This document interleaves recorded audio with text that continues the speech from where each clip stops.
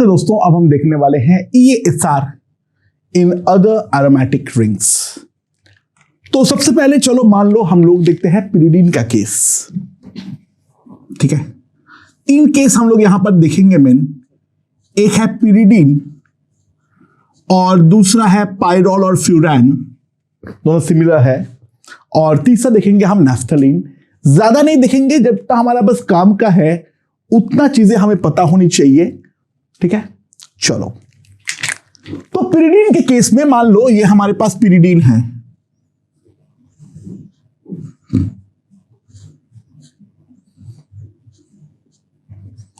और यहां पर है मेरा इलेक्ट्रोफाइल।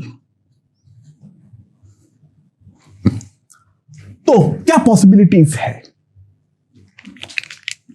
तो कोई भी एक पाई बॉन्ड का अटैक करवा दो।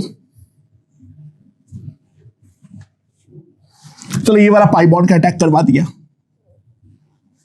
तो 2 पॉसिबिलिटीज जो है वो यहां पर साफ साफ बनेगा।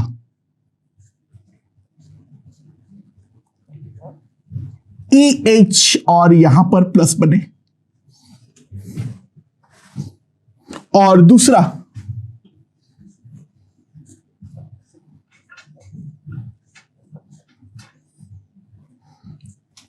EH और यहां पर हमारा प्लस बने।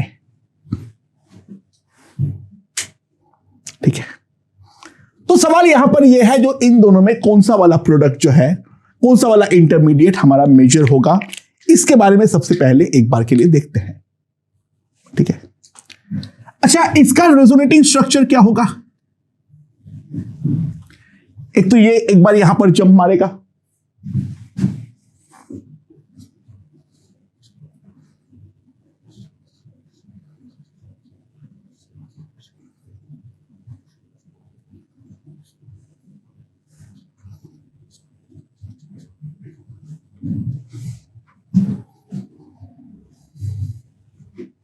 फिर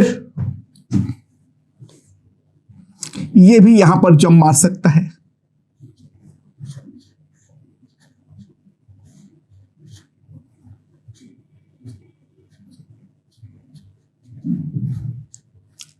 तो ये 3 इंटरमीडिएट्स जो है वो हमारे पास बनेगा। ध्यान दो, यहां पर एक में भी नाइट्रोजन पर प्लस कहीं पर नहीं आया है।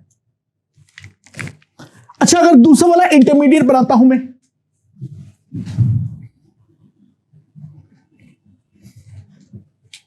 ये यहां पर जंप, तो जो इंटरमीडिएट बनेगा वो क्या बनेगा?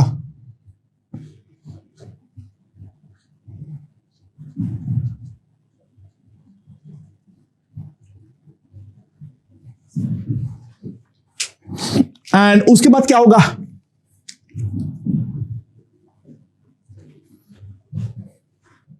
ये वाला पाई का जैसे यहां पर जंप होगा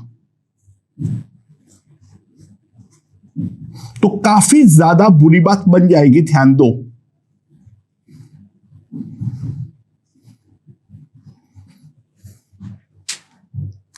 तो सीधा नाइट्रोजन में इनकम्प्लीट ऑक्टेट के साथ प्लस आ रहा है। तो डू यू रियलाइज इस कारण पे ये पूरा का पूरा जो हमारा इस साइड वाला इंटरमीडिएट है, दिस इज हाईली अनस्टेबल, और यहां पर कहीं पर भी नाइट्रोजन पे प्लस चार्ज नहीं आया है, तो डेफिनेटली बात यह है this is the more stable intermediate that implies a major। अच्छा, बाय द वे, ऑर्थो से अटैक करने पर जो होता है वही पैरा से अटैक करने का होता है, उसको अलग से देखने का सेंस नहीं बनता है। जो ऑर्थो वाला होता है वही पैरा वाला होता है। ऑर्थो पे अगर अनस्टेबल हुआ है, ऐसे ऑर्थो बोलना पाप है, फर्स्ट कार्बन पे जो होता है वही हमारा थर्ड कार्बन पर भी होगा। तो फर्स्ट कार्बन पे अगर प्रॉब्लम हो रही है लगाने पर, तो थर्ड कार्बन पे भी एग्जैक्ट सिमिलर प्रॉब्लम ही डेफिनेटली हमारा आने वाला है। उस पे तो अब वापस दिमाग लगाने का कोई सेंस बनता ही नहीं है। ठीक है, सो ऑब्वियस सी बात है पिरिडिन पर जैसे ही इलेक्ट्रोफाइल आएगा, सबसे पहले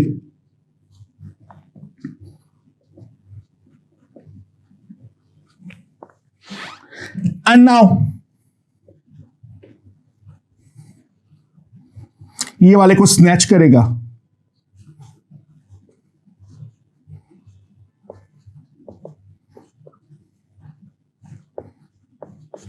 this one is going to be major. यानी सिंपल सी बात है,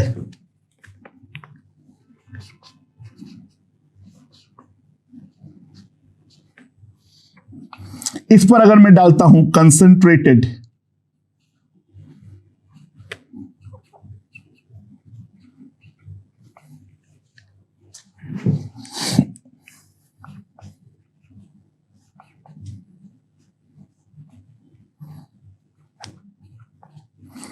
मैं सेकेंड वाले कार्बन पर NO2 is going to be the major product. तो पिरिडिन के केस में हम लोग यहां पर पूरी तरीके से देख चुके हैं, जो सेकेंड ये वाला कार्बन पर अटैक क्यों फेवर होगा, यानी हम मेटा जैसे बोल सकते हैं। Now what will happen with पाइरॉल?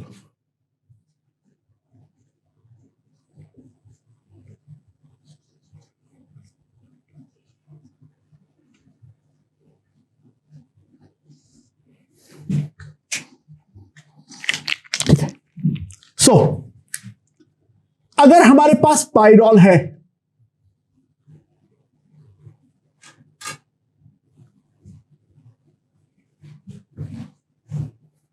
तो यहां पर हमारे पास दो पॉसिबिलिटीज बनेंगे। अगर यहां पर इलेक्ट्रोफाइल के अटैक किया तो यहां पर भी हमारे पास दो इंटरमीडिएट्स बनेंगे। क्या क्या बनेंगे?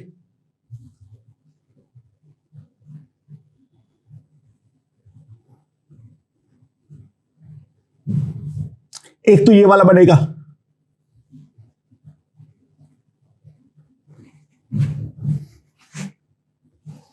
प्लस दूसरा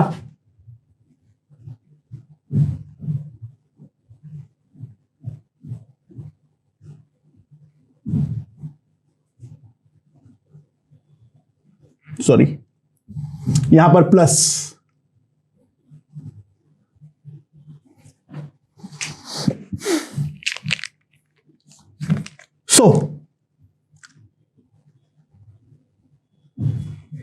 ध्यान दो, इसका दो ही रेजोनेटिंग स्ट्रक्चर है, इसके अलावा और कुछ नहीं है। इसका जो एक ही रेजोनेटिंग स्ट्रक्चर और है, कंप्लीट ऑक्टेट तो है,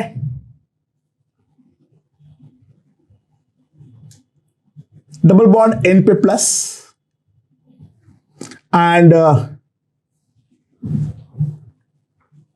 EH, ठीक है। अच्छा, इसका और रेजोनेटिंग स्ट्रक्चर क्या पॉसिबल है? यहां पर अगर मैं ध्यान दूं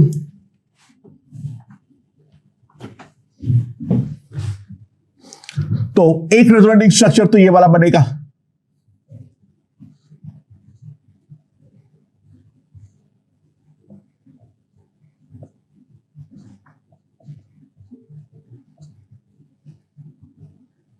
यहां पर प्लस, यहां पर डबल बॉन्ड, और साथ ही साथ इसका और एक रेजोनेटिंग स्ट्रक्चर पॉसिबल है।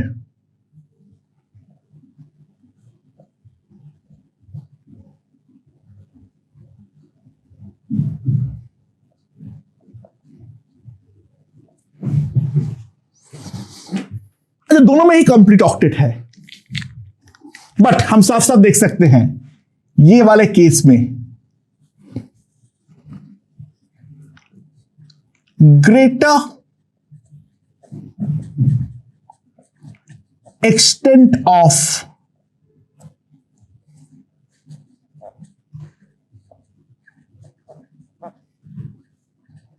resonance, तो सिंपल सी बात है, more stable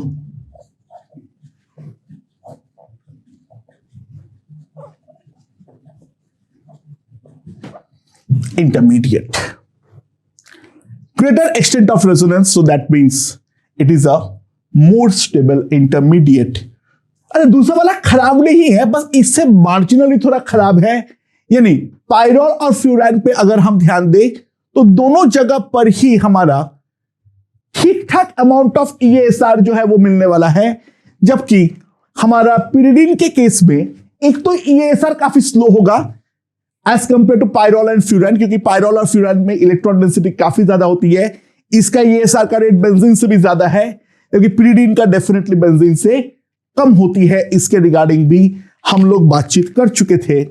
तो अगर जो पायरोल है वही एग्जैक्टली फ्यूरान है, बस NH की जगह पर O आएगा और कोई डिफरेंस नहीं है। हाँ, रिएक्शन रेट थोड़ा स्लो होगा। इस पर अगर मैं डालता हूं Br2 और साथ में डाल देता हूं FeBr3, तो in that case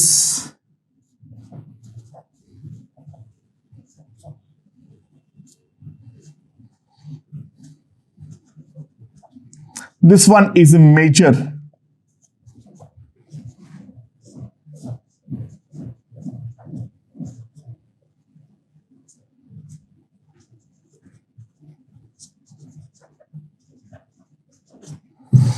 this one is a minor.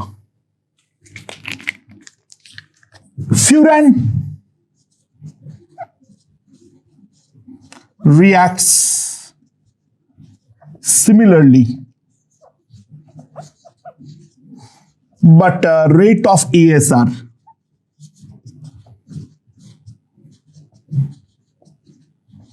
will be slower. And reason is pretty simple. Nitrogen less electronegative है, मोर इलेक्ट्रॉन डोनर है। ऑक्सीजन जो है वो मोर इलेक्ट्रोनेगेटिव होने के कारण लेस इलेक्ट्रॉन डोनर है। तो नाइट्रोजन वाले रिंग पे इलेक्ट्रॉन डेंसिटी ज्यादा होगी, ऑक्सीजन वाले रिंग पर इलेक्ट्रॉन डेंसिटी जो है वो कम होगी। तो डेफिनेटली EASR का रेट फ्यूरान में स्लोअर होगा एज कंपेयर टू फ्यूरान। तो पिरिडीन हम लोग देख चुके हैं, पायरोल या फ्यूरान हम लोग देख चुके हैं। बस लास्ट हम लोग का नैफ्थलीन का एक केस देखना होता है।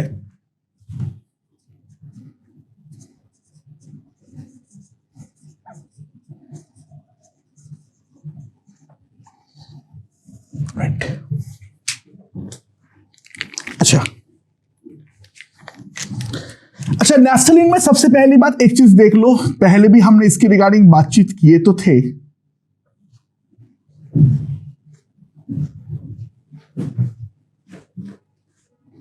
इसका जो वापस एक रेजोनेटिंग स्ट्रक्चर है,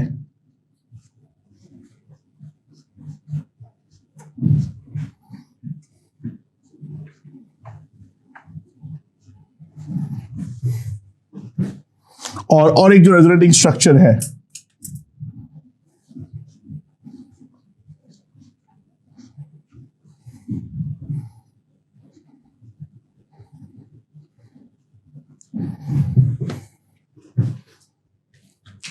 तो हम देख सकते हैं जो ये वाले पोजीशंस है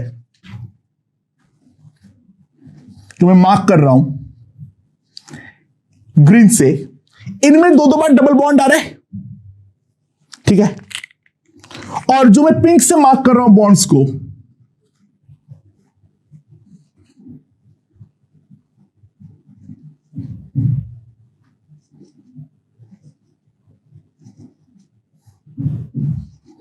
ये सारे बॉन्ड्स में, पिंक वाले बॉन्ड्स पे सब में एक एक बार ही हमारा क्या आ रहा है, पाई बॉन्ड आ रहा है। सो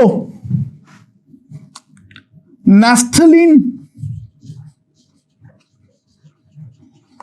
is a non-symmetric molecule unlike benzene. So pi electron density is higher in certain bonds of naphthalene. तो सिंपल सी बात है,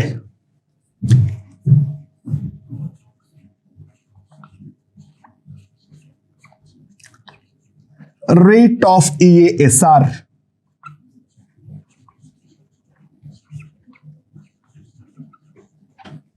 is also higher than benzene. ठीक है। नाउ नैफ्थलीन में क्या क्या पॉसिबिलिटीज बनेगा? तो ऑब्वियसली अटैक कोई भी एक ये वाले ग्रीन वाले से जोन से करवाएंगे, तो एक को तो as it is benzene ring लिख दो,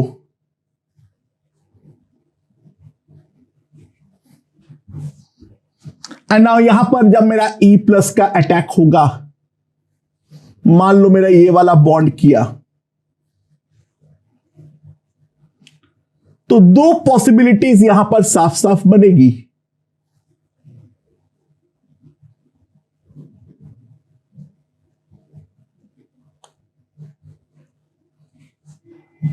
ठीक है,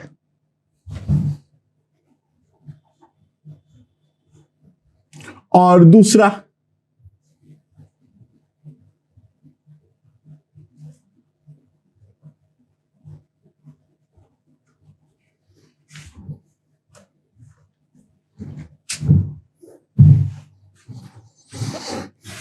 तो अटैक दो तरीके से पॉसिबल है। अच्छा, नैफ्थलीन का ये वाले जो पोजीशंस होते हैं इनको हम बोलते हैं अल्फा पोजीशन, और ये वाले जो पोजीशन होते हैं इसको बोलता है बीटा पोजीशन। ये वाला जो पोजीशन होता है उसको बोलता है अल्फा पोजीशन, और ये वाले को बोलते हैं हम लोग बीटा पोजीशन। ठीक है, राइट। सो नाउ जो अल्फा इंटरमीडिएट है,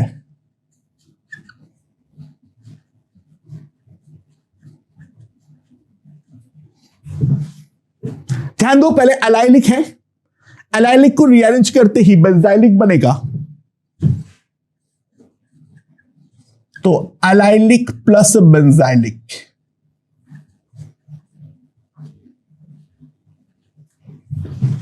जो अल्फा इंटरमीडिएट है, जो अल्फा से जो बना है, यानी अल्फा अगर इलेक्ट्रोफाइल पे अटैक करता है तो जो हमारा इंटरमीडिएट बनता है, साफ साफ ध्यान दो, राइट नाउ तो वो एलाइलिक दिख रहा है, एक बार रीअरेंज करो तुरंत वो बेंजाइलिक में कन्वर्ट हो जाएगा। और जो हमारा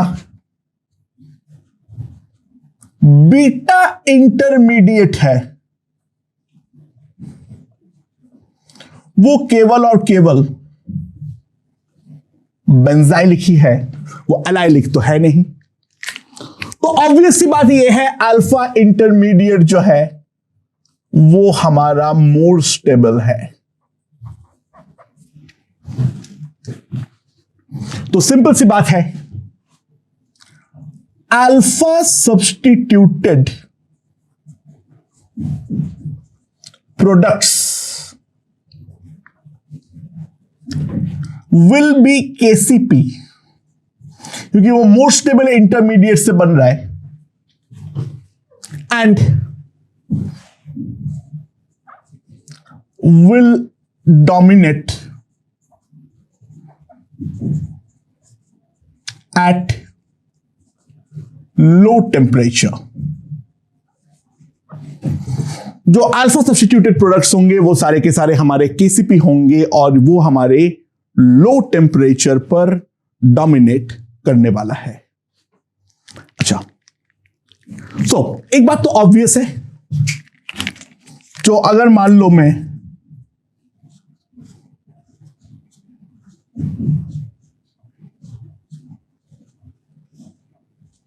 इस पर मैं फ्यूमिंग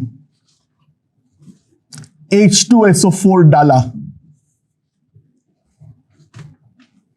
0 डिग्री सेल्सियस के आसपास टेम्परेचर पर, ठीक है, सो डेफिनेटली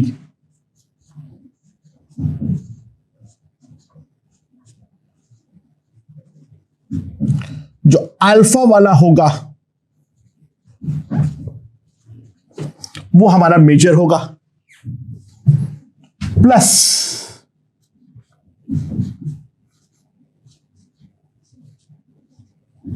बीटा वाला जो होगा वो हमारा माइनर होगा।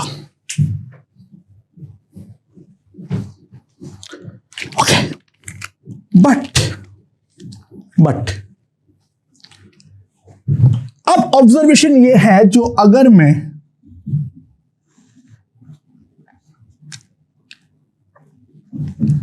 फ्यूमिंग H2SO4 के साथ हीट डालूं तो पूरा का पूरा मामला ही बदल जाता है, और इन दैट केस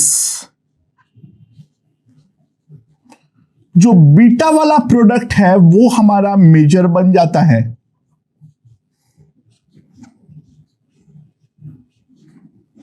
और जो हमारा अल्फा वाला प्रोडक्ट है वो हमारा माइनर बन जाता है।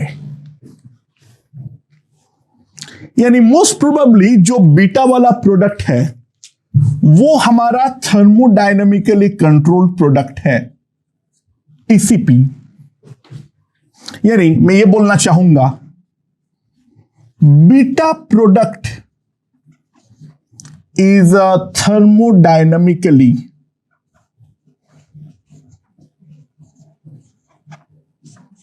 More stable. बीटा प्रोडक्ट जो है वो हमारा थर्मोडायनेमिकली ज्यादा स्टेबल होने वाला है।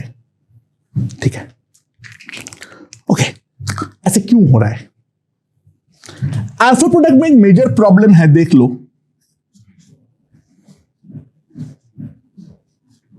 मैं प्रॉपर ड्रॉ करता हूं तो दिख जाएगा।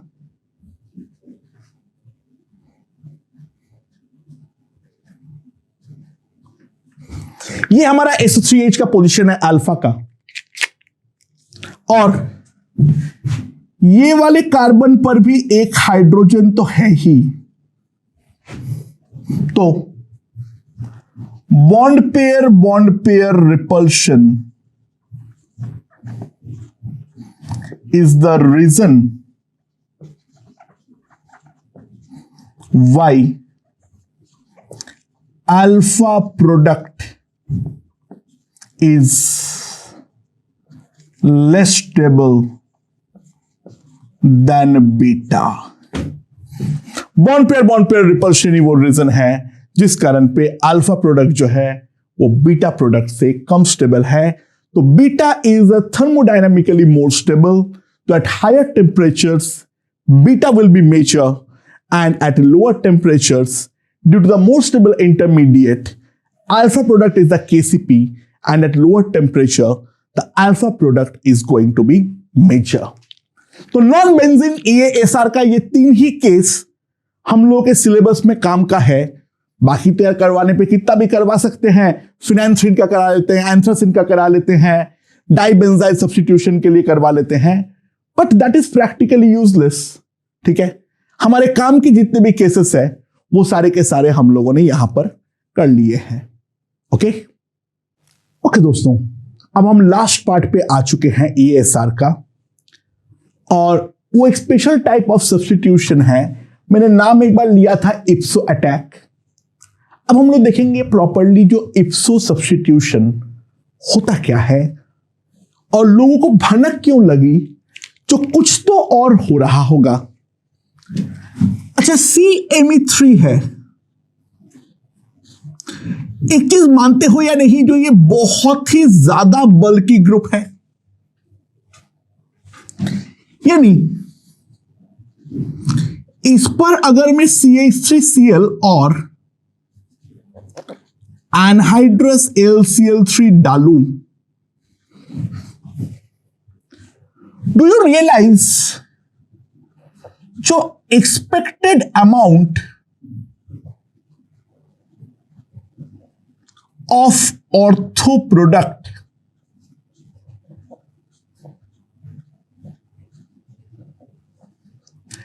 is practically zero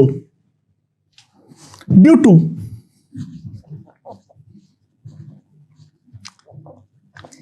huge bulkiness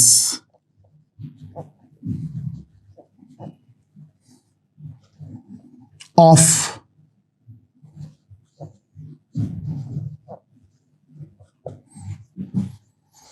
ortho product का जो एक्सपेक्टेड अमाउंट होगा वो तो हमारा प्रैक्टिकली जीरो ही होगा, क्योंकि CMe3 का बल्कीनेस बहुत बहुत बहुत बहुत ज्यादा है। ठीक है, अच्छा नाउ अब अगर मैं एक चीज देखूं, असली में अगर देखा जाए, इन एक्चुअलिटी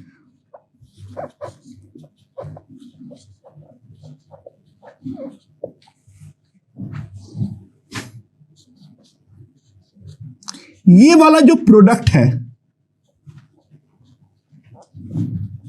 ये नियर अराउंड 8% जितना तो बनता ही है, एग्जैक्ट नहीं है, 8 से 10% करीबन ये वाला प्रोडक्ट जो है वो हमारा बनता ही है।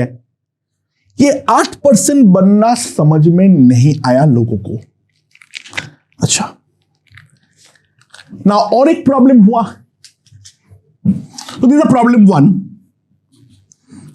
उसके बाद लोगों ने और एक जादुई रिएक्शन देखा,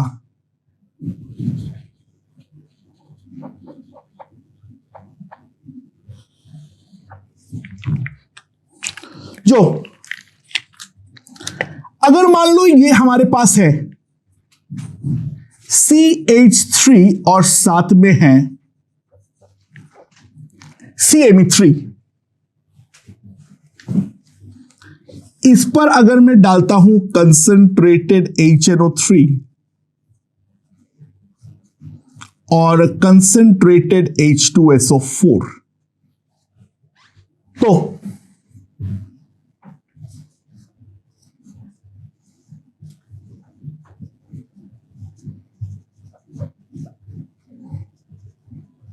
NO2, ये वाला product CH3 ortho bye directing है, CMe3 के अकॉर्डिंग तो चलेगा नहीं। This is the expected major.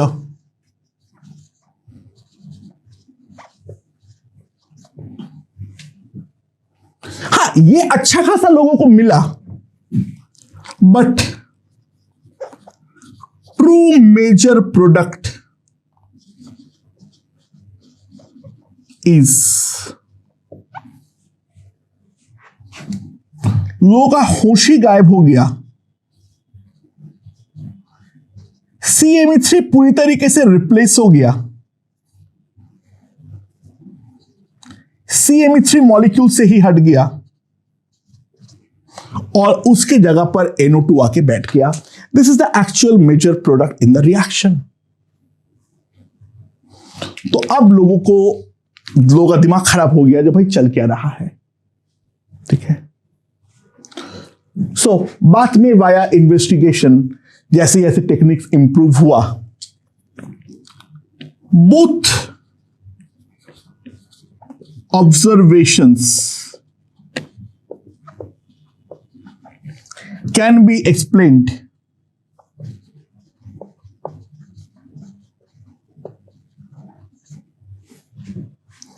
by the fact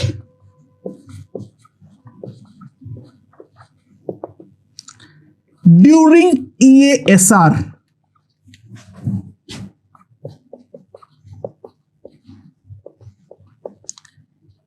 IPSO attack also occur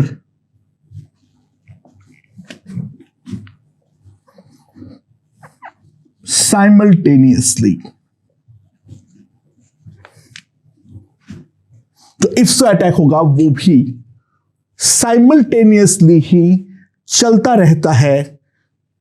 and now what is ipso attack? एक सिंपल केस से देखो,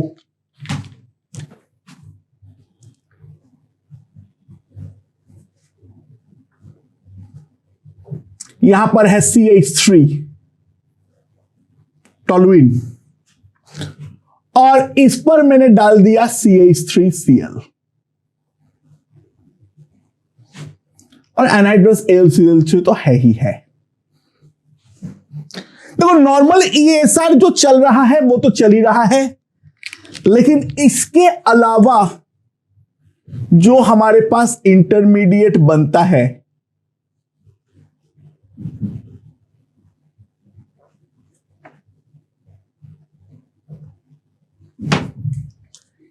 यहां पर एक साइमल्टेनियस अटैक भी होता है,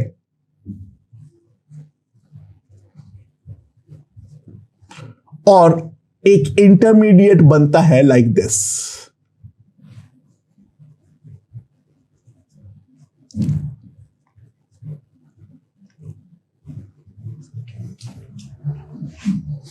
यानी जहां पर हमारा ग्रुप जो है वो सब्स्टिट्यूटेड है, वहीं से हमारा अटैक हो रहा है, and this is called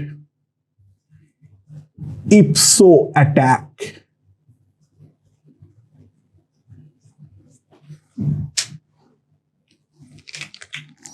and now इसके बाद क्या होगा, अगले स्टेप में क्या होता है, ध्यान देना। ये वाला बॉन्ड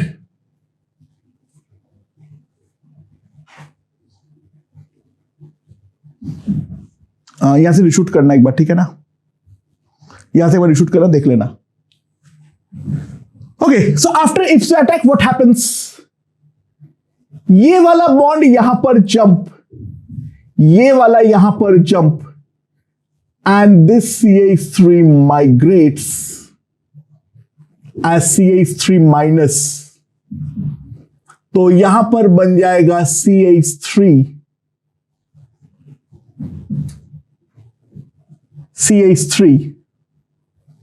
यहां पर बॉन्ड, यहां पर बॉन्ड, यहां पर प्लस।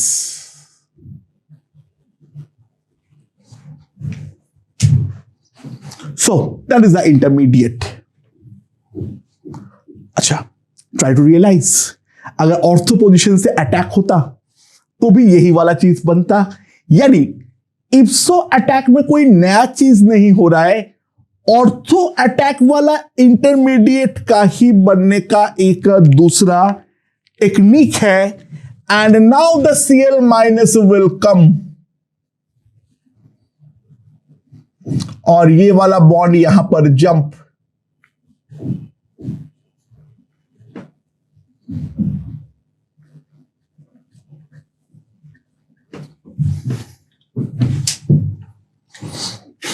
तो सिंपल सी बात यह है,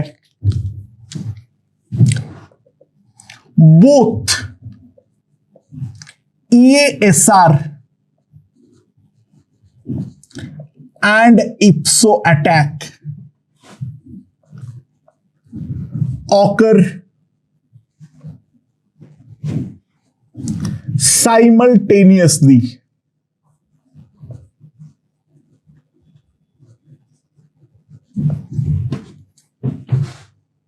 It is impossible to predict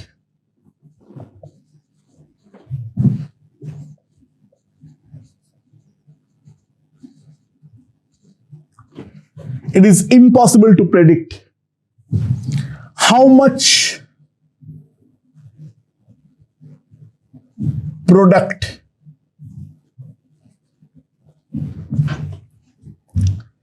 is via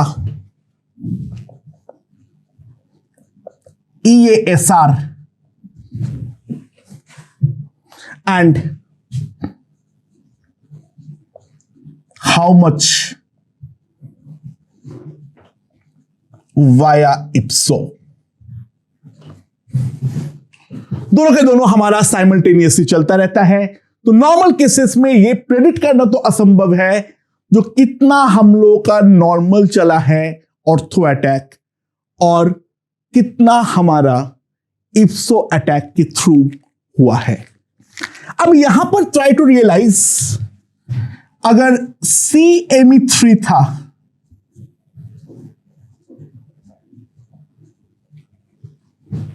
अगर यहां पर हमारे पास CMe3 था,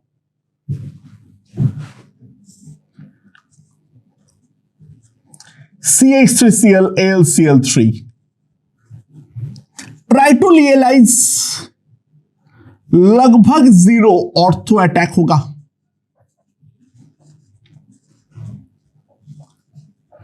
तो यहां पर जो भी ऑर्थो प्रोडक्ट बन रहा होगा वो इप्सो से ही बन रहा होगा, यानी यहां पर से CH3 प्लस पर अटैक होके इंटरमीडिएट जो बना है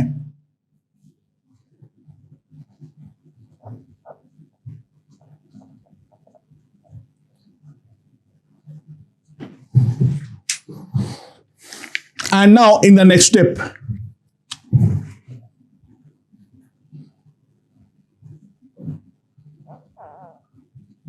this migrates over here.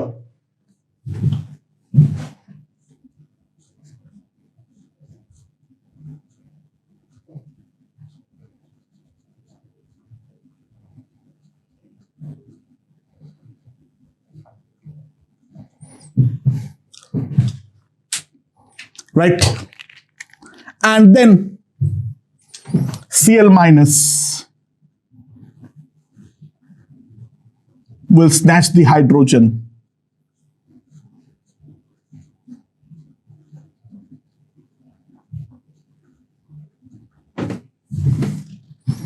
तो यहां पर जो भी ऑर्थो प्रोडक्ट बनता है वो पूरा का पूरा इप्सो से ही बनता है। नॉर्मल ऑर्थो अटैक जो है वो तो हमारा संभव नहीं है। अच्छा, तो अब सवाल हो रहा है जो ये वाला के क्या फंडा है, यहां पर क्या हो रहा है। यहां पर अगर मैं ध्यान दूं,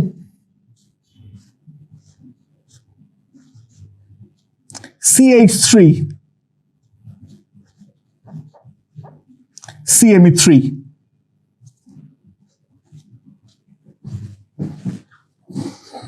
और इस पर मैंने डाल दिया था कंसंट्रेटेड HNO3 और कंसंट्रेटेड H2SO4। तो यहां पर हम जानते हैं तीन चीजें बनते हैं, क्या क्या, NO2 प्लस, साथ में वाटर,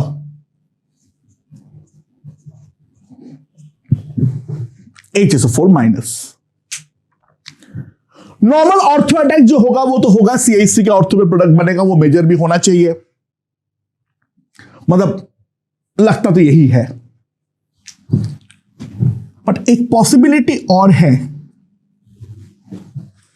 यहां पर ये NO2 प्लस पे अटैक करे इप्सो,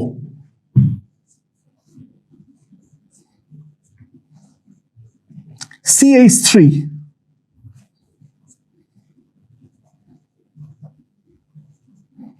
CMe3NO2 प्लस। नाउ यहां से दो पॉसिबिलिटी खुलता है, ध्यान दो। एक तो हमारे पास वाटर भी है, एक हमारे पास वाटर भी है, एंड दूसरा CMe3 plus is highly stable.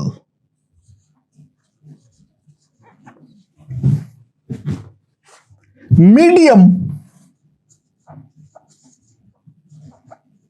is a polar protic.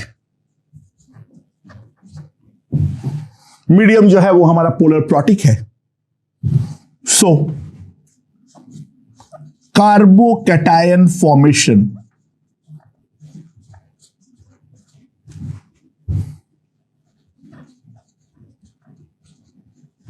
is a favored.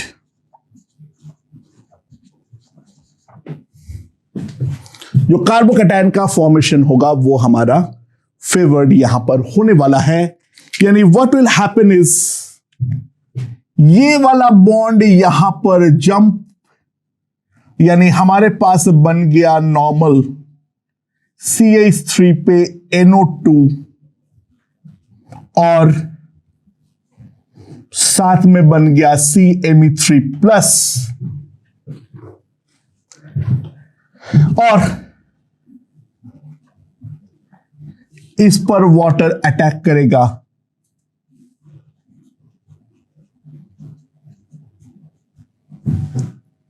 और बन जाएगा CMe3OH। ठीक है, तो इस कारण पे ये वाला प्रोडक्ट जो है ये हमारा मेजर बन जाता है, क्योंकि बहुत ही अच्छा कार्बोकैटायन फॉर्म हो रहा है और ऊपर से entropic support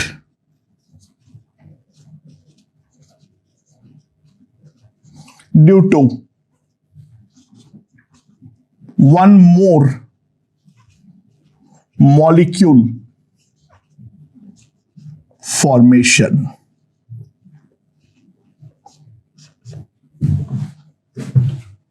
entropic support due to one more molecule formation. अच्छा, इसके अलावा और क्या है? ये बात को देखने के लिए लोगों ने एक काम किया, यही वाला कंपाउंड है कि यही एग्जैक्टली हो रहा है या नहीं, फंडा सही है या नहीं। NO2 plus CH3CO minus as a solvent acetic anhydride ले लिया, और साथ साथ देख सकते हो यहां पर मीडियम जो है ये है हमारा पोलर अप्रोटिक। तो जैसे मैंने पोलर अप्रोटिक मीडियम पर डाला तो बिल्कुल जो हम लोगों का उम्मीद है उसी के अकॉर्डिंग हुआ।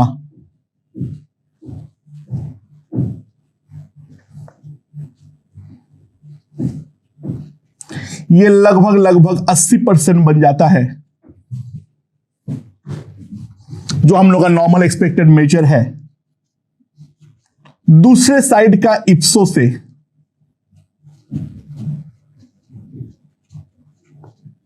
ये वाला लगभग 15% बन जाता है, और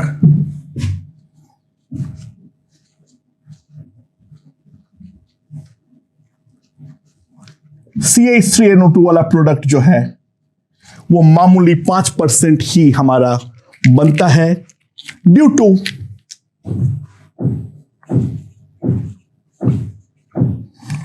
polar aprotic medium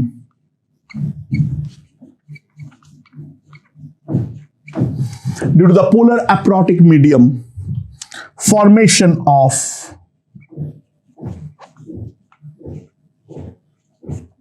CMe3 plus is not possible. The formation of CMe3 plus is not possible. So, इप्सो substitution के साथ साथ ही हम लोगों का इलेक्ट्रोफिलिक सब्स्टिट्यूशन का सारे केसेस जो है वो यहां पर खत्म हो जाता है। पूरा का पूरा ऑर्गेनिक में इसके अलावा और कहीं पर कोई भी इलेक्ट्रोफिलिक सब्स्टिट्यूशन नहीं होता है। I hope this part is perfectly understood. तो इसके साथ हम खत्म करते हैं EASR रिएक्शंस।